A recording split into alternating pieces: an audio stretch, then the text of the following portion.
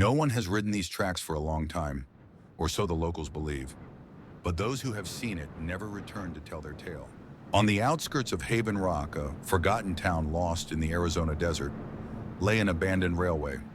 Its rusty tracks had long disappeared beneath layers of sand, and only rare wanderers noticed the faded sign, Station 7, no entry.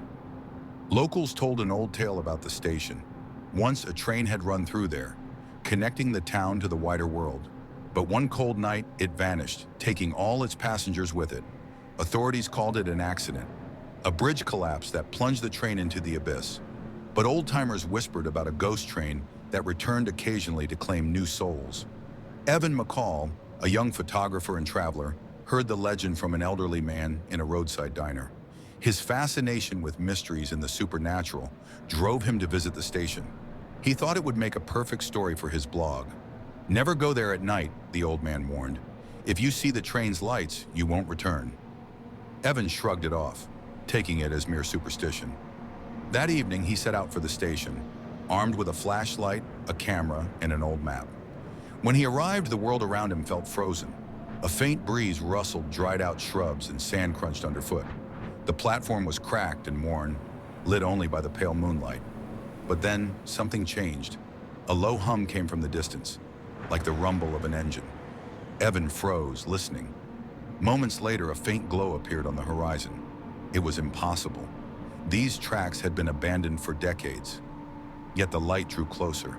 An ancient locomotive emerged from the darkness, its massive wheels turning slowly, as if floating above the ground. The train was pristine.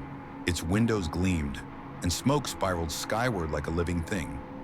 A chill ran down Evan's spine. "This can't be real," he whispered, raising his camera. He snapped several photos, but the lens showed nothing. The locomotive stopped in front of him, as though waiting. The door of the first carriage creaked open. Inside, a golden, inviting glow illuminated the interior. Evan thought he could hear whispers, voices calling his name. Hesitant, but compelled by curiosity, he stepped aboard.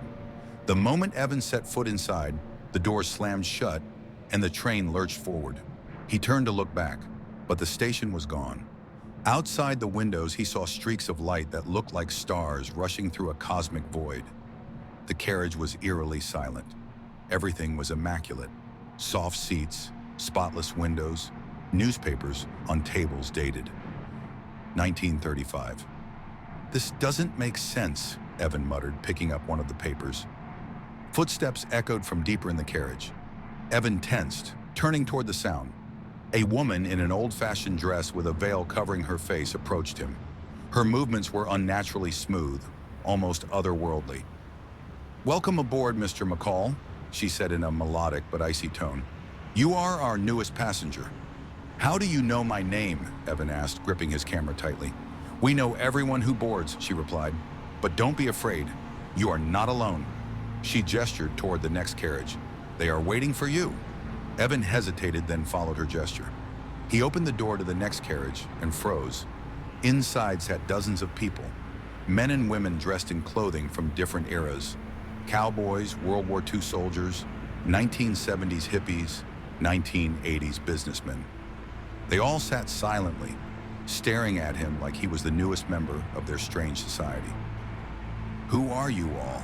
Evan asked, his voice trembling. "We are passengers," said a man in a train conductor's uniform. His face was gray, like carved marble. "The train took us, just as it has taken you." "Took us where?" Evan demanded, feeling a growing panic. "To a place from which no one returns," another voice answered. The train suddenly jolted, picking up speed. The windows filled with thick fog through which surreal landscapes appeared. Distorted cities, warped stations, twisted forests. Part 3. A ticket to nowhere. Evan tried to open the carriage door to return to the previous car, but it wouldn't budge. The veiled woman appeared behind him again. "Do not resist, Mr. McCall," she said softly. "This is your path." "I don't want to be here," Evan shouted. "I'm not your passenger." She gazed at him with what seemed like pity. "It's not up to us. You chose this when you stepped onto the station. There are no accidental travelers here." The train slowed down. Evan looked out the window and saw it approaching a massive black arch lit by an eerie red glow. Beyond the arch was an infinite void. "What is this place?" he asked. "It is the final station," the woman replied. "This is where we all remain." Panic surged in Evan as he rushed toward another door, trying to escape, but it wouldn't open. Desperate, he attempted to smash a window, but the glass was stronger than steel. The voices around him grew louder, blending into a haunting chorus that sounded like an ancient song. As the haunting chorus filled the air, Evan's vision began to blur. Shadows swirled at the edges of his sight, and for a moment, he thought he saw flashes of his own memories. His childhood home, his first camera, the faces of friends long forgotten. The train seemed to be pulling him into the depths of his own soul. But just as he felt himself slipping away, a sudden jolt snapped him back to the present. The train screeched to a halt, and the haunting melody ceased. Evan stumbled to the nearest window. Outside was an endless expanse of gray mist, broken only by the faint outline of a structure in the distance, a derelict train station, ancient and crumbling. The veiled woman reappeared, her voice calm yet commanding. "This is where you must decide, Mr. McCall." "Decide what?" Evan asked, his voice cracking. "Whether to continue your journey or to confront what lies beyond," she said. The doors slid open with a hiss, revealing a platform shrouded in thick fog. Beyond it, the structure loomed like a forgotten monument to something older than time itself. Evan hesitated, but felt an invisible force compelling him to step outside. As he moved toward the structure, he realized it was not just a station. It was a labyrinth of shifting corridors and rooms. The walls seemed alive, pulsing faintly as if they were breathing. Strange symbols adorned every surface, glowing faintly in shades of green and gold. Evan's camera flickered to life unexpectedly, its screen displaying images he had not taken, the faces of the passengers distorted and screaming. His hands trembled as he tried to turn it off, but the camera refused to obey. A voice echoed through the labyrinth, low and resonant, shaking the very air. "Why have you come here?" "I didn't choose this," Evan shouted, his voice echoing back at him. "I don't know why I'm here." The wall shifted, forming an archway that revealed another room. Inside, Evan saw a massive table surrounded by shadowy figures. They seemed to be studying something. A glowing map of interconnected railways stretching into infinity. One of the figures turned toward him. Its face was featureless, a smooth expanse of pale light. "You are not the first and you will not be the last," the figure intoned. "What is this place?" Evan asked, his voice barely a whisper. "This is the Nexus," the figure replied. "A place between worlds, where all paths converge. The train is but one of many vessels that bring travelers here." Evan felt a chill run through him. "What do you want from me?" The figures did not answer.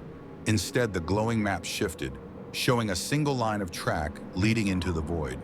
Evan recognized it immediately. It was the abandoned railway back in Haven Rock. "This is where your journey began," the veiled woman's voice said, though she was nowhere to be seen. "And it is where it must end." Before Evan could respond, the floor beneath him gave way, and he was plunged into darkness. He fell for what felt like hours, the wind rushing past him as fragments of memories swirled around him. Finally, he landed on solid ground, gasping for air. When he opened his eyes, he was back at Station 7. The golden glow of the train's windows illuminated the platform, but this time, the train was different. Its carriages were battered, covered in soot and rust. A single piece of paper fluttered to the ground in front of him. Picking it up, Evan saw it was a train ticket, but the destination was unreadable. Just a string of shifting, unintelligible symbols. The train's whistle blew, a mournful sound that sent shivers down his spine. Evan looked around, hoping to find a way out, but the desert stretched endlessly in all directions. The platform,